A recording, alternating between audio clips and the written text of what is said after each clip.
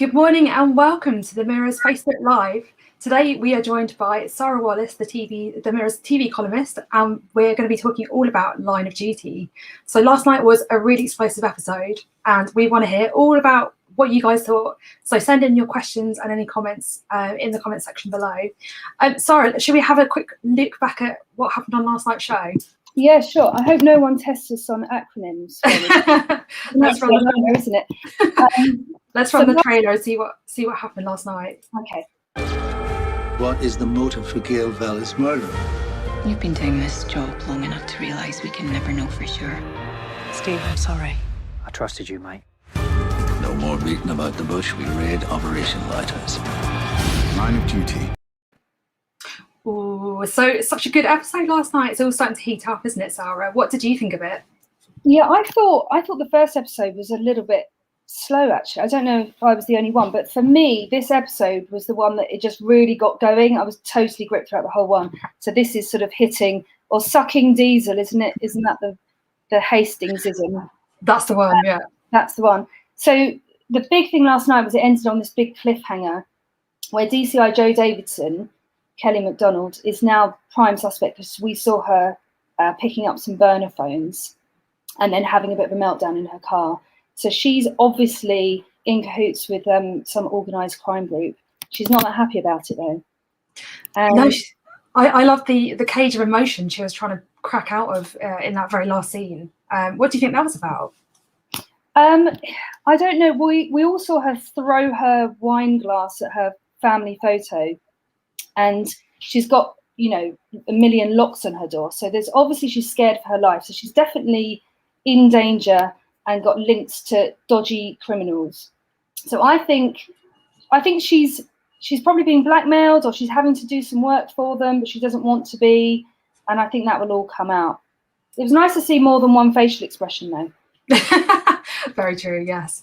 And in classic Line of Duty kind of tradition, it started off with a horrific murder and it's already spilling into this more kind of secretive, dark, operation behind the scenes.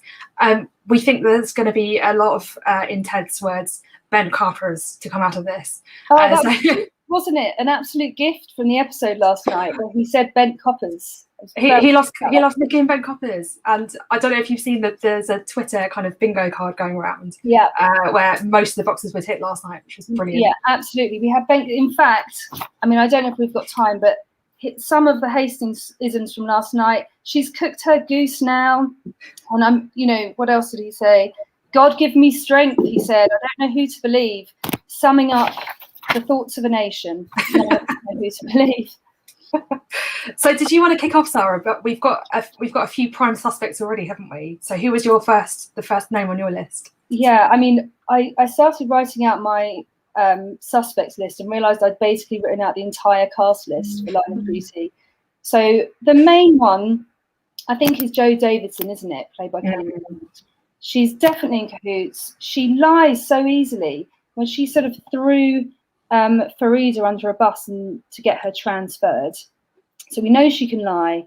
There's definitely something going on there. We've also got P.S. Farida Jatri as well. Do you think she's a suspect? She could be revenge lying. She could be, but then Line of Duty always has a really good twist, doesn't it? So I don't know whether to think she's. Her tears seem so genuine in that interview with AC12.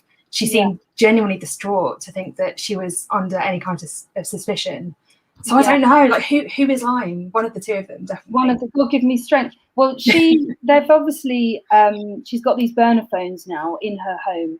So I think we all believe that Joe Davidson has framed her by planting the burner phones in her house. So I think that's where we are, unless anyone else thinks that there's something else afoot. But there's other suspects as well. Yeah, who's your next prime suspect? Who's next on the list? Well, who have we got a photo of? Let's see who pops up. Who's getting their Reg 15? Well, we could talk about DI Kate Fleming. Yes. So I think viewers last night, there she is. Everyone on Twitter and social media is now thinking that she might even be H, which is the final bent copper that we need to find. What's going on with her? She doesn't even want to meet Steve in the dodgy underpass anymore. So that was heartbreaking. It is heartbreaking. There are theories that she's actually undercover, so she could be undercover at MIT, which is the Murder Investigations Team, I think. Nice, yeah.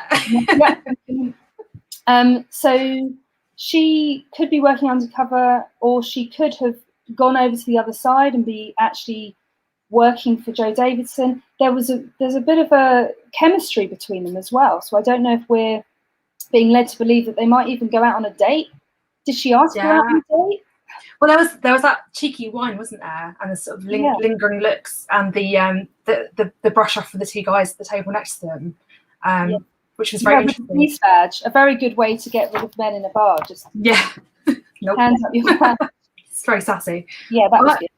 I would be devastated if it was Kate Fleming, because I think she is. I really think that would devastate the kind of the nation's fabric. We've had Brexit, we've had coronavirus. We can't deal with Kate being a betrayer. No, it would be too much, and I think we've dealt with enough this year without Kate Fleming. I mean, Jed Mercurio, the creator of the show, would probably have a lot to deal with if that was the case. But you can't take it off the cards. So she's a suspect. And then other people, I'm very suspicious of DS Chris Lomax. He is giving off caddy vibes to me. If you remember the caddy, maybe it's just because he sounds like him a bit and looks like him a bit, but he was played by Craig Parkinson. But Chris Lomax, he's often chewing on a pen in the background, just looking a bit suspect. And I feel like maybe he's somebody we should be watching more closely. What do we know about him already? I don't know anything about. I feel like he's just popped up all of a sudden, a bit like DC Chloe Bishop, who's the new girl on AC12 as well. And I mean, viewers might have a better grasp of the history than me here and say, no, actually, DS Lomax was in series 2, episode 4, and I've missed it. But I feel like those two are newcomers to AC12, and I don't trust them. Well, we've got a comment here from Karen who agrees with you. She thinks that Lomax gives off very caddy vibes as well. He is caddy vibes. I knew it. Absolutely. One thing I wanted to bring up was bungling Buckles. So Buckles, who has had a track record of missing things right under his nose, and also there's been a few viewers who spotted that he has golf pictures in his office. Yeah, I spotted that in episode 1. There was a golf bag behind him, and I know that lots of people play golf, but come on, the caddy, it's a clue. I've heard that Jed Mercurio does not put any detail into Line of Duty unless it means something. We work off of that. It's there for a reason. You don't just have a golf bag there unless he's trying to mess with us. But Buckles also messed up the paperwork on the surveillance of the flat. Yes. Did he mess it up on purpose? Is he in cahoots with someone? So. Christine has got a really good point here. She says, "Have we not noticed the young lad who Kate says she thought she knew?" Who I think, Christine, you're talking about Carl here, aren't you? So Carl Pilkington, not Carl Pilkington. Ryan Pilkington, not Carl Pilkington, the comedian. Ryan Pilkington, who diehard fans will know from episode 1 of the very first series. He was the little lad who used to live on the estate where there were lots of murders, and he ran into Steve Arnott's path, didn't he? And he was deeply involved as a kind of, again, a sort of caddy figure, a bit of a dog's body, delivering burner phones for the gangland people back in series 1. Yeah. So what do you think about Ryan? Well, we've watched him. We've actually watched Ryan. Some people on Twitter are showing him sort of growing up on our screens over the last 6 series. But one of the big cliffhangers from the last series was that this little lad, Ryan, was now going to become a police officer. And, he said he's shown in his police interview saying, he just wants to probably find bent coppers. But we know that he has been working for the OCG. I don't know why Ryan hasn't changed his name. Surely you change your name. But we've seen Kate say to Ryan, don't I know you from somewhere? With all of us 10 million fans screaming, yes, you do. We do know him from somewhere. So we're hoping that she will put 2 and 2 together.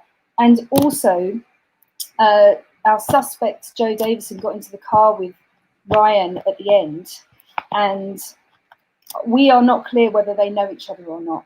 So we'll be watching for that as well. He's definitely he's not changed, I don't think. Again, another little Easter egg that a few people spotted last night was up on Kate's screen, her computer screen, there was a picture of Ryan, his police records, before she kind of had that interaction with him. So again, is she undercover? Does she already know about his dodginess? Is she going to expose him, or was it just one of those things where we're just going to have to keep guessing for another 4 episodes?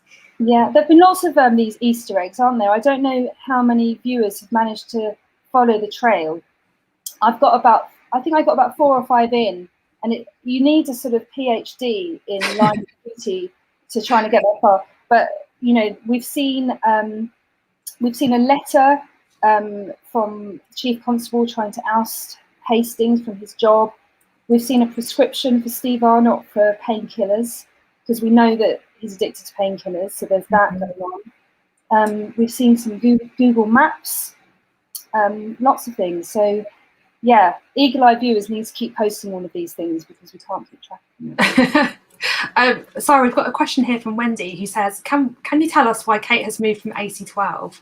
No, so we started this series with suddenly Kate is in AC12 because she was unhappy over on that team, and that is the big question, Wendy. We're wondering, has she moved over because actually she is secretly H, or she's moved over or is it just that she got fed up just like Steve has, and wanted a change of scene? So that is the $1 million question.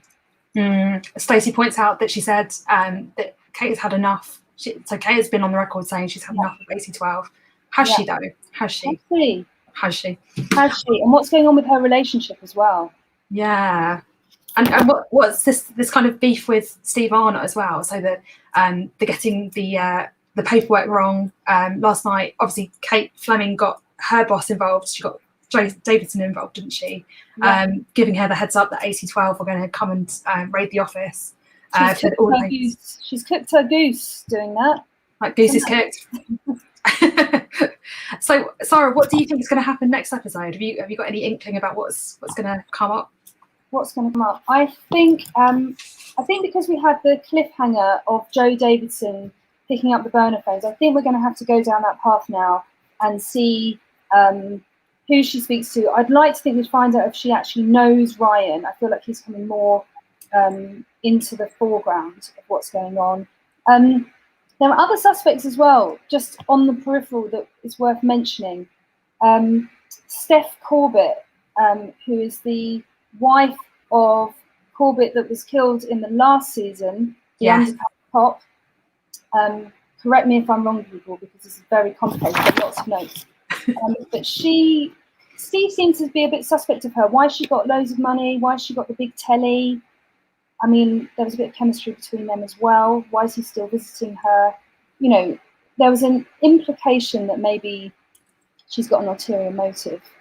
And then you've also got the top brass, PCC Rohan Sindvani, DCC Andrea Wise, who look very dodgy when they're talking to Hastings. Lots of sidelong glances. So there's lots of people to look out for. And Linda's just pointed out that Steve Arnott had seen Steph, the widow, meet up with Ted Hastings at headquarters. So that's another possible line of inquiry, isn't it? Yeah, lots of meaningful looks over the mezzanine. Yes, that mezzanine. I hope they have some good window cleaners that come in every day, because fingerprints must be disgusting on that thing. What I liked, so Steve sent Steph out to his car, didn't he, while he was at her house, to get his pills from her. But would he have used that time to maybe plant something, or to have a little suspicious look around? I was hoping he would, but then it seemed that he was having some kind of spasm, or he was in a load of pain, which meant that he wasn't wandering around. So there's lots of fun. As ever, this series opens up more and more and more questions as it goes on, leaving everything very complicated. We'll just have to not have any sleep, Emmeline, for a few days until Sunday. I think that sounds about right. And I think you've got a perfect backdrop behind you to have a little police-style evidence board. Yes, I'll start my secret board. I'll get the red thread sent over to you. Thanks. Great. Well, Sara, thank you so much for joining us today, and thank you all for your questions. And we will wrap up there. Join us again next Monday at the same time, same place, where we will be dissecting the latest sucking dieseled episode of Line of Duty. Thank you very much. Thanks.